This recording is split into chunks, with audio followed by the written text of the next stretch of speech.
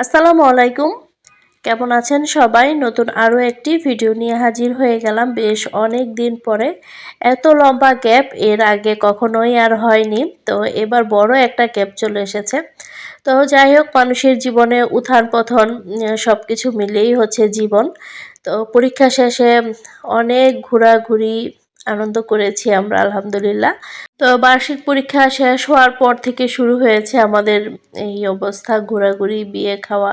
তো সব কিছু মিলিয়েই হচ্ছে খুব ভালো সময় কাটিয়েছি। তো সারা বছর তো আমরা ব্যস্ত থাকি পড়াশোনা, বিজনেস, সংসার নিয়ে। তো কিছুদিন হচ্ছে অনেক আনন্দে কাটালাম। তো আবারও হচ্ছে কাজে লেগে পড়েছি আমার বিজনেসের, সেই সাথে সংসারের, বাচ্চাদের স্কুল সব কিছু মিলিয়ে আবারও ব্যস্ততা শুরু হয়ে গেছে। তো এখানে হচ্ছে আমি একটা অর্ডারের কাজ করছি। এটা ঈদের একটা অর্ডার। তো ঈদের কাজগুলো কিন্তু আমরা অলরেডি অর্ডার তো নেওয়া হচ্ছেই, সেই সাথে কাজও করা হচ্ছে। আর এখন যে কাজটা করছি এটা হচ্ছে আমার রিপিট কাস্টমারের কাজ। তো রিপিট কাস্টমার উনি জানে যে ঈদের সময় ব্যস্ত থাকবো অনেক, সেজন্য আগেই হচ্ছে আমার কাছ থেকে অর্ডার করেছেন। তো এখানে হচ্ছে ২টা 3 পিসের জন্য আমি কাটিং করে নিচ্ছি কাপড়গুলো। ২টা 3 পিসের অর্ডার ছিল। আর কসমস ফুলের কাজগুলো এত ভালো লাগছে মাশাআল্লাহ। তো সবাই আপনারা অনেক পছন্দ করছেন, 3 পিস শাড়ি সবাই অর্ডার করছেন। তো এখন হচ্ছে কসমস ফুলের কাজই করা হবে 3 পিস ২টাতে। তো প্রথমে হচ্ছে আমি জামার কাপড় কাটিং করে নিয়েছি। আর এই জলপাই কালারটা যে এত ভালো লাগছিল, খুবই সুন্দর একটা কালারফুল জলপাই, সেই সাথে ওড়নাটা হবে, সালোয়ার হবে ম্যাজেন্টা কালারের। তো এখন হচ্ছে আমি জামার কাপড়গুলো কাটিং করে তারপর অফ ক্যামেরাতেই হচ্ছে রংটা তৈরি করে নিয়েছিলাম। তো আপনারা কিন্তু আমাদের কাছ থেকে রেডি রংগুলো নিতে পারবেন। রেডি রংগুলো নিলে আপনাদের আর কোনো কিছু মিক্স করতে হবে না। আপনারা সরাসরি কাজ করতে পারবেন। তবে অনেক আপুরা হচ্ছে বলেন যে কোনো কিছু মিক্স করব কিনা বা কী করব। কোনো কিছু আসলে মিক্স করার প্রয়োজন নাই। যেহেতু রেডি রং সব রকমের কেমিক্যাল দিয়েই হচ্ছে, মানে যে কেমিক্যালগুলো লাগে সব রকমের কেমিক্যাল দিয়ে আমরা রংটা তৈরি করে থাকি। সেজন্য কোনো কিছু মিক্স করার প্রয়োজন নাই।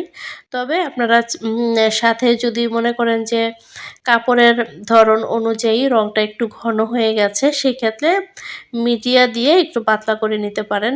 বাস এতটুকুই। আর হচ্ছে অনেক সময় দেখা যায় কাপড়ের ধরনটা বুঝে কাজ যদি না করা হয়, সেক্ষেত্রে কাজের ফিনিশিংটা ভালো আসে না।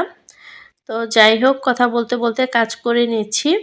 আর হচ্ছে আপনারা চাইলে কিন্তু আমাদের কাছ থেকে বিছানার চাদর এক কালারেরও অর্ডার করতে পারেন। তো আমরা কিন্তু এক কালারের বিছানার চাদর অনেক সেল দিচ্ছি আলহামদুলিল্লাহ। আপনারা চাইলে সেই বিছানার চাদরগুলোতে হাতের কাজ, হ্যান্ড পেইন্ট, ব্লক পেইন্ট সবকিছুই করতে পারেন। তো এখানে এখন জামায় কাজ করা হচ্ছে। আর যেহেতু একসাথে ২টা 3 পিসের কাজ চলছে, অনেক বেশি ব্যস্ততার মধ্যেই হচ্ছে যাচ্ছে সময়। একসাথে ২টা 3 পিস কাজ করছি। আর এখনকার বাসাটা যেহেতু অনেক বড়, আমি আসলে কাজ করে অনেক বেশি মজা পাই। কারণ একসাথে ২-৩টা রুমের মধ্যে হচ্ছে আমি কাজ চালাই। সেক্ষেত্রে আমার কাজগুলো খুব তাড়াতাড়ি কমপ্লিট হয়ে যায়। আর হ্যান্ড পেইন্টিং এর কাজ করতে তো অনেকটাই সময় লাগে, যেহেতু রংটা শুকাতে হয়। আর শীতের দিনে কাজ করা অনেকটাই কষ্টকর। রং শুকাতে অনেক সময় লাগে। আর ফ্যানের নিচে বসে কাজ করা তো একটু অসম্ভবই হয়ে যায়। অনেক বেশি শীতে যেহেতু কাজটা করেছিলাম, এখন শীতটা কিছুটা কম পড়েছে। তো আমি কি করি, এক রুমে কাজ করে কাজটা শেষ করে ফ্যান ছেড়ে তারপর হচ্ছে অন্য রুমে গিয়ে আরেকটার মধ্যে কাজ করতে থাকি।